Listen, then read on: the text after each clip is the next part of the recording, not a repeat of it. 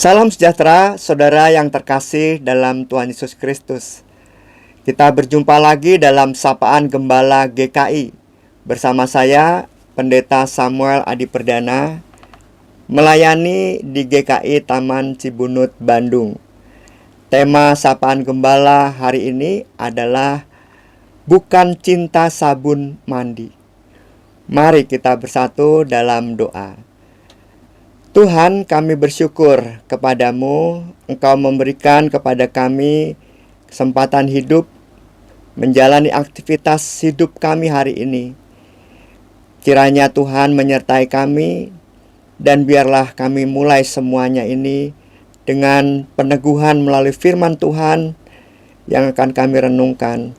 Pimpinlah kami dengan Roh-Mu yang kudus. Kami berserah di dalam tangan kasih Tuhan Yesus Kristus. Amin. Saudara yang terkasih dalam Tuhan Yesus Kristus, tema Bukan Cinta Sabun Mandi ini terinspirasi dari sebuah lagu yang judulnya Cinta Sabun Mandi. Nah, dalam perjalanan pulang cuti saya mampir di kota Pemalang. Di kota Pemalang, sarapan pagi soto seger. Saat sarapan ada pengamen namanya Pak Yono, sudah tahunan di situ. Dia menyanyikan lagu Cinta Sabun Mandi. Nah, cuplikan lagu itu seperti ini. Kita dengarkan dan saksikan Pak Yono nyanyi. Jual baju keliling, itu semua demi nyai. Aku kerja jadi kuli demi nyai.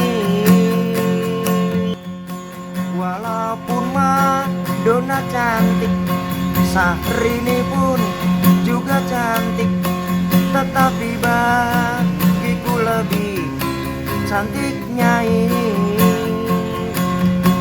Aku rela korban harta demi nyai. Aku rela korban nyawa demi nyai. Cintaku kepada nyai tak seperti sabun mandi. Apabila sering dipakai, makin hari kurang wangi. Percayalah, cintaku sucikah nyai.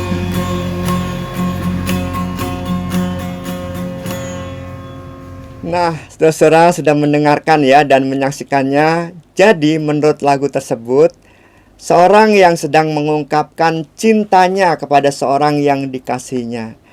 Dan dalam ungkapan itu ia ingin memastikan kepada kekasihnya bahwa cintanya itu tulus dan suci. Cintanya tidak seperti sabun mandi. Apabila sering dipakai, sabunnya makin habis dan wanginya makin berkurang. Kira-kira itu intinya ya. Bahkan dalam lagu itu juga ditunjukkan sebuah tekad kesucian cintanya dan tulusnya itu. Korban harta, oke. Korban nyawa untuk kekasihnya, bahkan oke juga.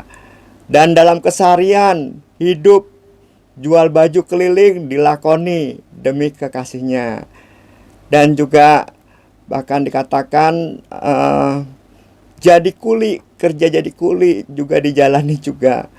Pokoknya itulah ketulusan cinta ya, dan sucinya cinta orang itu kepada orang yang dikasihinya. Bahkan Madonna dan Syahrini lewat ya kecantikannya untuk meyakinkan kekasihnya bahwa dia adalah orang yang dicintai dengan cinta yang tidak seperti sabun mandi. Saudara yang terkasih dalam Tuhan Yesus Kristus, cinta Tuhan kepada kita juga bukan cinta sabun mandi yang bisa habis dan bisa berkurang wanginya. Sebelum memberi perintah untuk saling mengasihi kepada para muridnya, Tuhan Yesus memberi dasar pada perintah itu untuk dilakukan oleh para muridnya. Kita bisa lihat dalam Yohanes 15 ayat 9, Yesus berkata demikian, Seperti Bapa telah mengasihi aku, demikian juga aku telah mengasihi kamu. Tinggallah dalam kasihku itu. Lalu perintahnya begini, inilah perintahku, yaitu supaya kamu saling mengasihi seperti aku telah mengasihi kamu. Di ayat yang ke-12. Dan rupanya Tuhan Yesus juga menekankan tentang kualitas cinta Tuhan kepada kita. Seperti apa itu? Dikatakan Tuhan Yesus mengasihi kita dengan memberikan nyawanya kepada kita semua, dan kita dianggap sahabat-sahabatnya, bukan lagi hamba. Dikatakan di ayat ke-13, tidak ada kasih yang lebih besar daripada kasih seorang yang memberikan nyawanya untuk sahabat-sahabatnya.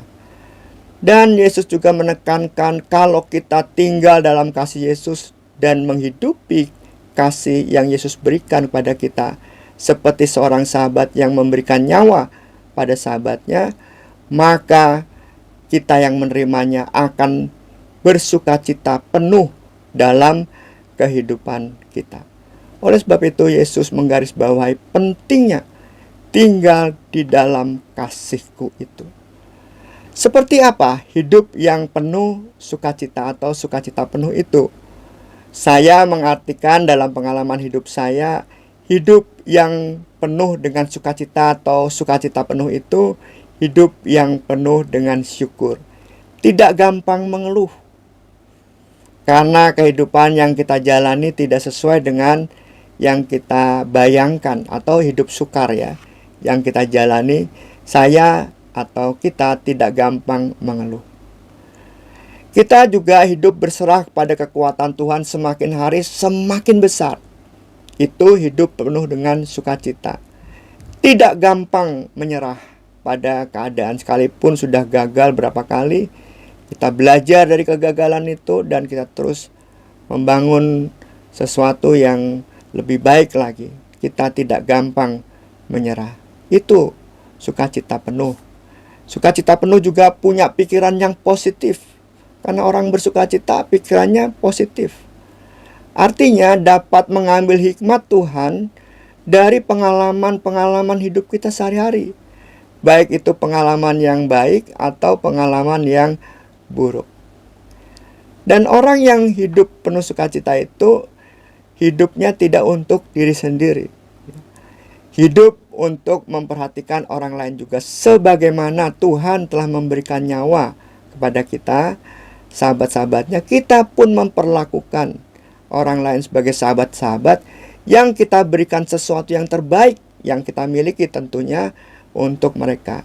Sebagai bentuk gambaran memberikan nyawa atau hidup kita kepada mereka.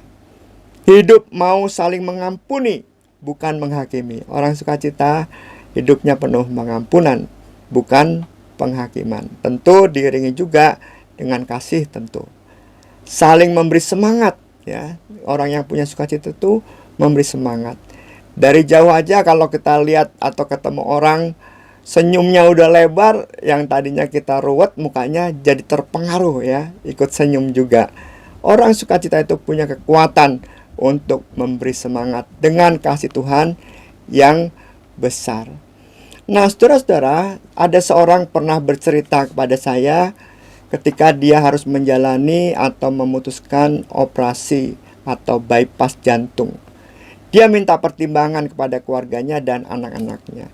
Dan rupanya anak ini ada satu orang anak yang tidak mudah membiarkan papanya ini untuk bypass karena mengingat usia. Tetapi beberapa dokter ya untuk minta pendapat kedua, pendapat ketiga berkata yang sama, bahwa bapak ini harus bypass. Dan akhirnya bapak ini berkata kepada anaknya, tolonglah dukung saya untuk menjalani bypass ini.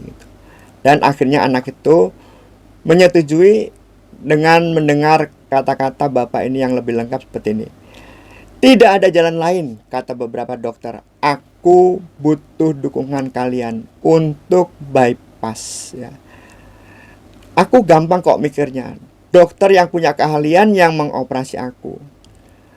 Kalau aku harus hidup atau mati itu di tangan Tuhan. Kalau hidupku harus selesai, ya selesai di tangan Tuhan. Kalau aku hidupnya harus lanjut, ya itu harus lanjut juga di tangan Tuhan. Nah, aku ini kan cuma menjalani prosesnya. Ahlinya di dokter, hidup matinya di tangan Tuhan. Lalu dia tertawa ya. Dan aku menjalani operasi, ya tinggal dijalanin aja. Itulah orang yang hidup penuh dengan sukacita yang penuh, merasa dikasihi Tuhan, penuh penyerahan diri, memberi anak-anak semangat bahwa semua akan baik-baik saja. Dan puji Tuhan, Bapak itu dalam keadaan yang baik sampai hari ini. Dan bahkan penuh canda menyaksikan apa yang dialami ini kepada banyak orang. Saudara yang terkasih dalam Tuhan Yesus Kristus, mari kita sadari selalu bahwa kita memiliki kasih yang besar dari Tuhan, yang wanginya tidak hilang seperti wangi sabun mandi. Saling mengasihi dan merasakan hidup penuh dengan sukacita. Mari saudara, kita bersatu dalam doa. Tuhan, kami bersyukur kepadamu diberi kekuatan pagi hari ini. Pimpinlah kami, keluarga kami, pekerjaan kami, dan mereka yang sakit Tuhan pulihkan, mereka yang bergumul Tuhan temani, dan kami percaya cinta-Mu yang besar akan memberi semangat dan sukacita penuh. Inilah doa kami, dalam tangan kasih Tuhan Yesus Kristus kami berdoa. Amin. Cintaku kepada Tuhan juga kepada sesama tak seperti sabun mandi, akan awet sepanjang hari dan membuat hidupku penuh sukacita. Tuhan memberkati.